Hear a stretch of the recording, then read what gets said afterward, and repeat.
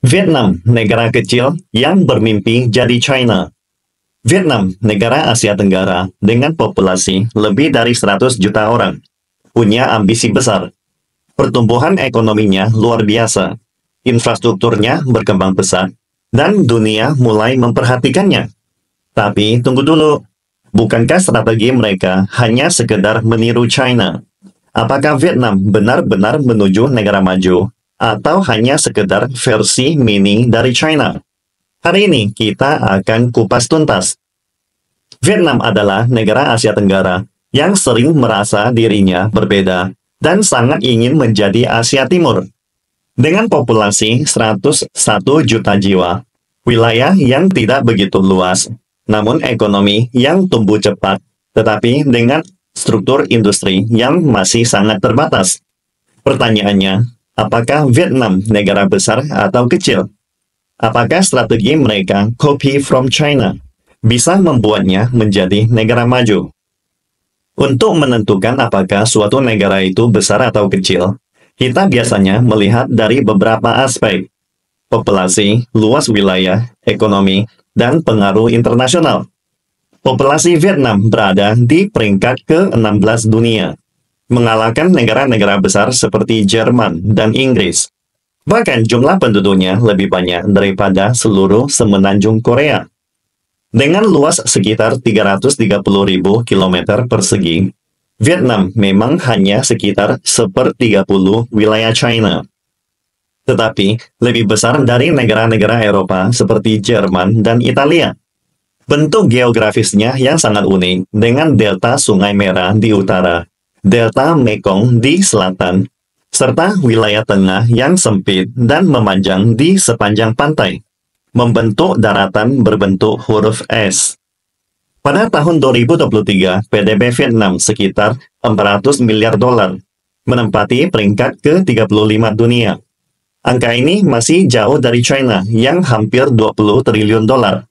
Tapi di Asia Tenggara, Vietnam adalah ekonomi terbesar ketiga setelah Indonesia dan Thailand. Pertumbuhan ekonomi Vietnam juga sangat mengesankan, 8% pada tahun 2022, dan masih di atas 5% pada tahun 2023, meskipun ada perlambatan global. Vietnam memiliki sejarah panjang sebagai negara berpengaruh di kawasan. Mereka pernah mengalahkan invasi Mongolia sebanyak 3 kali, melawan kolonialisme Perancis, dan menghadapi AS di bawah bantuan China dalam Perang Vietnam. Meskipun China sangat membantu Vietnam selama perang melawan AS, hubungan kedua negara memburuk setelah Vietnam bersahabat dengan Uni Soviet.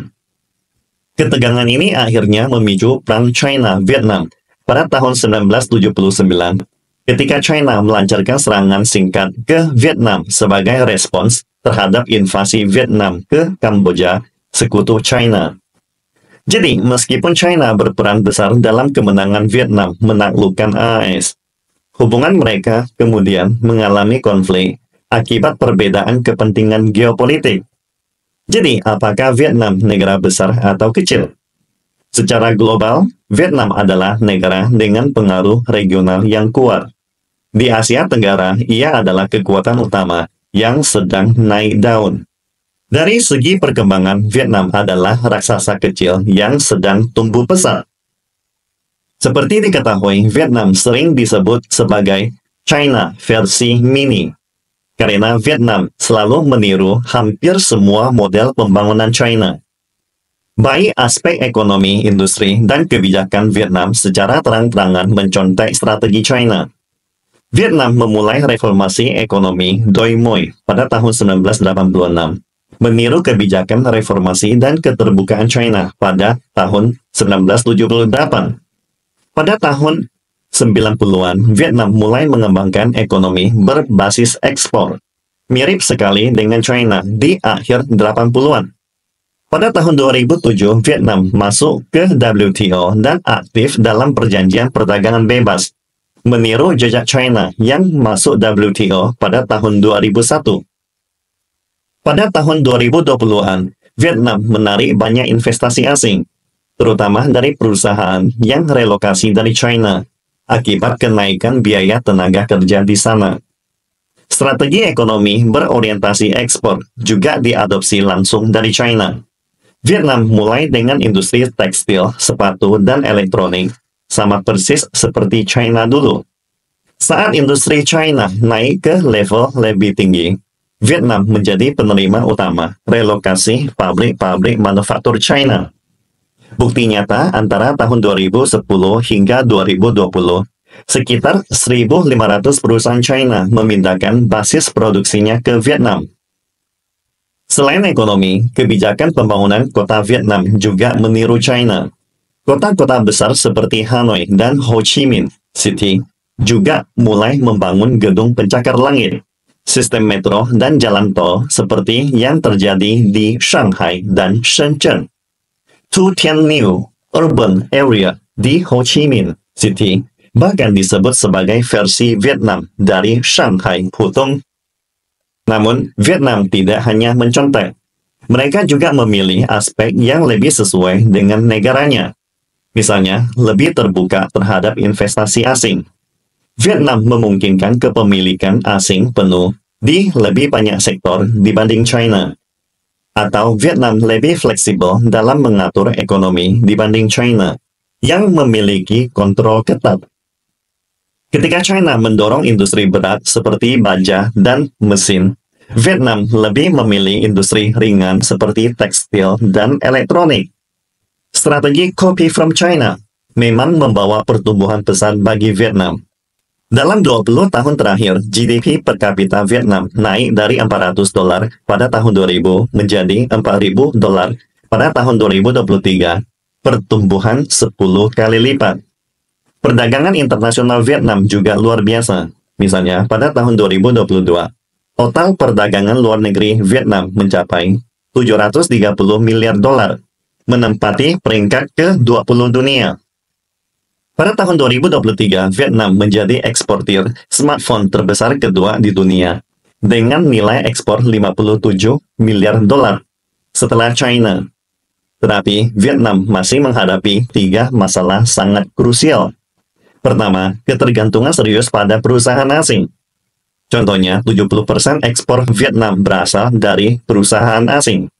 Tetapi perusahaan domestik mereka hanya menyumbang 20% dari PDB Vietnam dan 10% lapangan kerja. Samsung dan LG mendominasi ekspor smartphone Vietnam. Tetapi hampir semua komponen utama masih dibuat dari China dan Korea. Vietnam hanya melakukan perakitan sederhana. Tantangan kedua, kurangnya inovasi teknologi.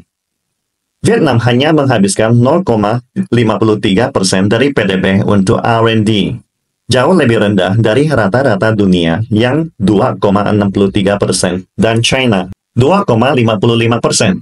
Pada tahun 2022, Vietnam hanya mengajukan 650 paten internasional, sedangkan China mengajukan lebih dari 70.000, perbedaan lebih dari 100 kali lipat. Tantangan ketiga, kekurangan tenaga kerja terampil. Hanya 30% populasi Vietnam yang memiliki pendidikan tinggi, jauh di bawah China yang 60%. Hanya 27% tenaga kerja Vietnam yang terlatih sebagai pekerja teknis, sedangkan China sudah mencapai 60%. Banyak netizen bertanya, bisakah Vietnam menyalip China dan menjadi negara maju lebih dulu? Vietnam menargetkan menjadi negara maju tingkat menengah pada tahun 2030, sementara China menargetkan 2035. Apakah ini berarti Vietnam akan lebih cepat dari China? Akan tetapi kenyataannya, Vietnam masih jauh tertinggal dalam ekonomi dan teknologi. GDP per kapita Vietnam hanya 30% dari China. Dengan kecepatan pertumbuhan saat ini, Vietnam butuh 20 tahun lagi hanya untuk mencapai kondisi China saat ini. Struktur industri Vietnam masih terlalu sederhana. China memiliki rantai pasokan industri paling lengkap di dunia menurut PBB, sedangkan Vietnam masih sangat bergantung pada investasi asing. Sampai hari ini, Vietnam masih dalam tahap meniru, bukan inovasi. Sedangkan China sudah memimpin hampir di semua teknologi canggih seperti AI, teknologi kuantum, luar angkasa, kendaraan listrik, 5G, bla bla bla bla bla. Sementara Vietnam belum memiliki perusahaan teknologi global yang kuat. Kesimpulannya, Vietnam adalah negara yang sedang naik daun, tetapi masih jauh dari menjadi negara maju. Copy from China memang telah membantu pertumbuhan pesat mereka. Tetapi, untuk benar-benar sukses, Vietnam harus berinovasi dan menciptakan jalannya sendiri. Karena meniru itu mudah, tetapi menciptakan itu sulit. Mengekor itu mudah, tetapi menyalip itu sulit. Vietnam harus keluar dari bayang-bayang China untuk mencapai potensi penuhnya.